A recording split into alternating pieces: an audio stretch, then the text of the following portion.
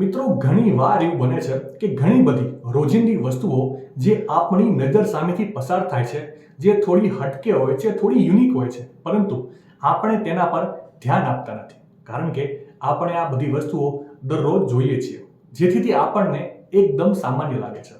એવી જ એક બાબત છે કે પુરુષોમાં શર્ટમાં જમણી બાજુ બટન હોય છે, જ્યારે સ્ત્રીઓના શર્ટમાં ડાબી બાજુ બટન હોય છે. ક્યારે વિચાર્યું છે તમે કે આવું કેમ હોય છે?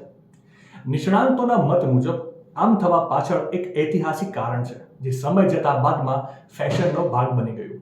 એવું કહેવાય છે કે પ્રાચીન સમયમાં શ્રીમંત પરિવારોમાં સ્ત્રીઓ પોતે કપડાં પહેરતી ન હતી, પરંતુ નોકરાણીઓ પાસે કપડાં પહેરાવતી હતી.